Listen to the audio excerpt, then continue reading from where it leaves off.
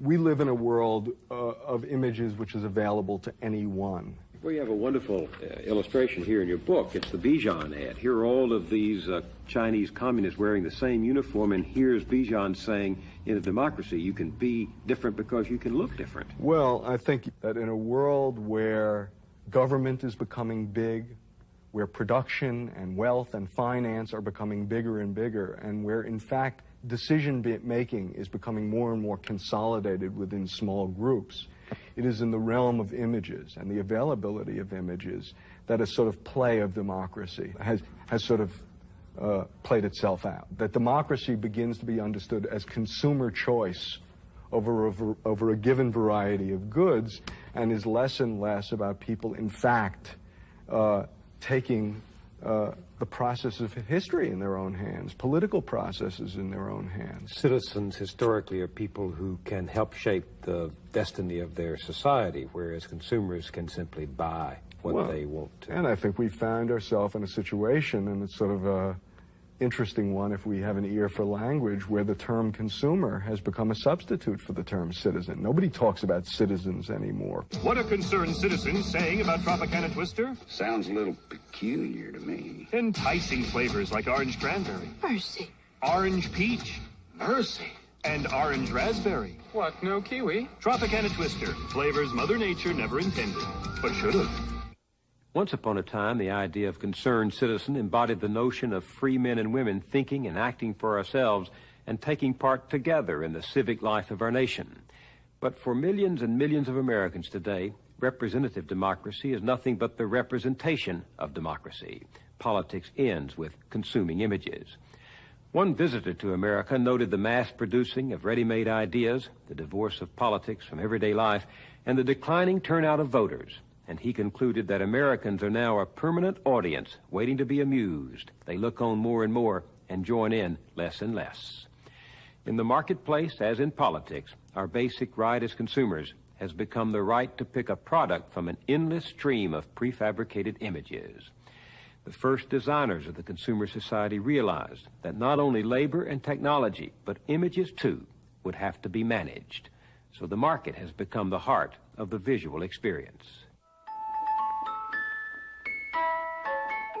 This is a widget. Earlier this century, when PR and advertising were emerging as industries, their practitioners described their work as consumer engineering. And all the customers take their widgets home to all parts of the country. Major corporations like GM produced dozens of films touting the benefits of industrial design, what later we would know as the shaping of everyday life with the marketplace in mind. Our homes acquire new grace, new glamour, new accommodations, expressing not only the American love of beauty, but also the basic freedom of the American people, which is the freedom of individual choice. From electricity comes progress. Television carried the images of products into what Stuart Ewing calls the eye's mind. Famous actors were often hired as voices of authority. Good evening. I am Ronald Reagan speaking for General Electric. Today we take for granted a total environment of advertising, but we had to be sold on this too. Along the 122 miles of major boulevards, there you'll find strategically located poster panels. So industry films touted the value of the new landscape of images. In all we do. In 1988, corporations spent $110 billion on TV and print advertising, not only selling their products and images, but shaping through PR our popular rituals of culture. Here's the General Telephone Company of California. Almost everywhere we look today, creative expression serves a commercial goal. American Honda sends an extraterrestrial greeting. The recent bonanza of mergers and acquisitions has reached the media industries too, including advertising and public relations. The mass production of images has followed the trend toward concentrated ownership and control. Now, the marriage will bring together two giants to form a mega company, Time Warner. This trend is the subject of a new book by media scholar Herbert Schiller, who teaches at the University of California at San Diego. His book is called Culture Incorporated. Concentration, of course, has progressed in all these other areas, But it has now moved at an accelerating tempo into this image and informational sphere, which is not the same as making steel, or not the same as making oil, or not the same as flour milling and baking or these other areas. Now, all of that other concentration had profound consequences for the workforce and for the continuous expansion or sometimes cycles of depression that happen. But now we're talking about the making of the things that constitute consciousness. And when you begin to concentrate that, and when you begin to have these vast, what you can only call factories of image making, factories of cultural symbols.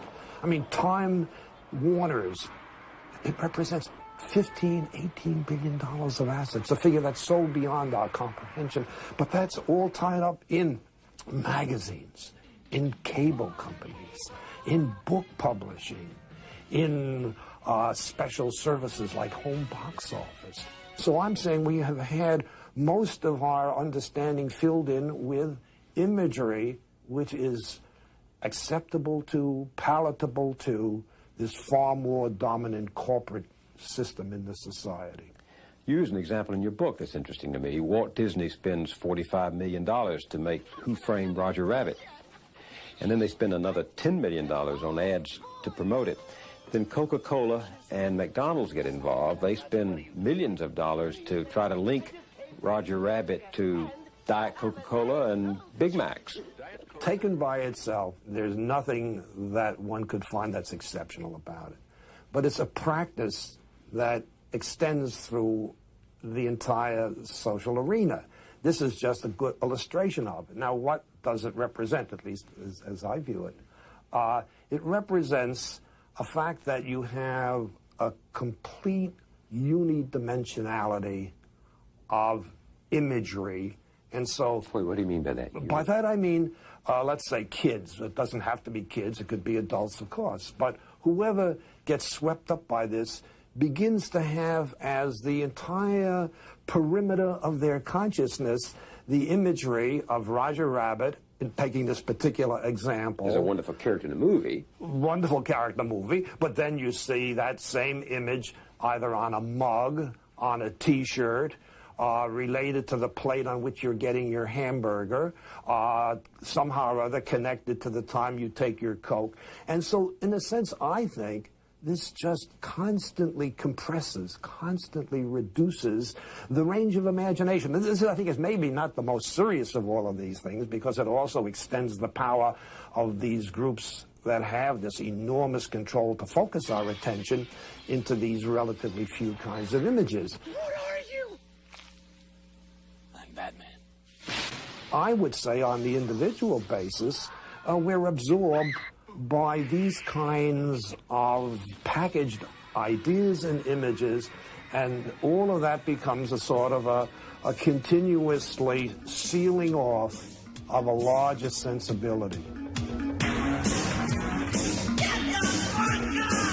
This video by Prince for the Batman movie illustrates Schiller's notion of the vicarious imagination. Someone else creates our fantasies for us. Keep busting. Music videos have fulfilled the ultimate TV fantasy. The program is the commercial. The rock group sells and stars. The advertisement is the entertainment.